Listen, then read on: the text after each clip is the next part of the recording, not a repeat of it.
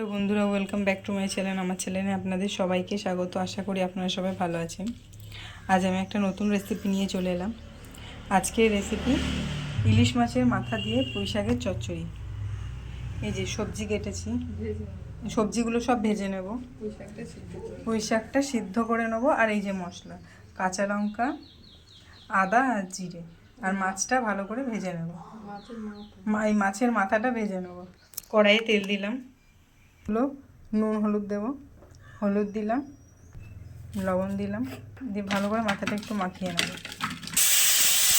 মাথাগুলো ভেজে নেবো, ইলিশ মাছের মাথাগুলো সব ভাজা হয়ে গেছে। ইলিশ মাছের মাথাটাও ভাজা হয়ে গেছে। পুঁই শাকগুলো একটু সেদ্ধ হয়ে গেছে। সেদ্ধ করার জলটা ফেলবো না, জলটা রেখে দেবো। কড়াইয়ে তেল দিলাম, শুকনো লঙ্কা আর পাঁচফোড়ন দিলাম, মশলাটা দিয়ে দিলাম, লবণ দিলাম, হলুদ দিলাম, চিনি দিলাম।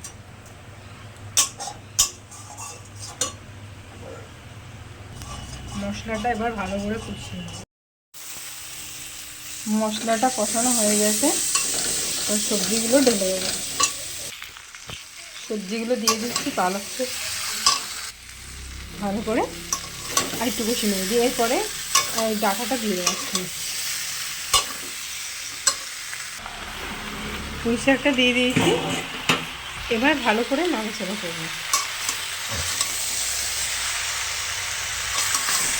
এবার একটু কষিয়ে নেব ভালো করে। ভালো করে কষিয়ে এবার মাছের মাথাগুলো দিয়ে দিলাম। মাছের মাথাগুলো ভেঙে ভেঙে দিতে হবে। পুঁই শাক সেদ্ধ করা জলটা দিয়ে দিলাম এর মধ্যে। এবার ঢেকে দিলাম। পুঁই শাক, ইলিশ মাছের মাথা দিয়ে পুঁই শাকের চচ্চড়ি হয়ে গেছে। এবার নামিয়ে দেবো।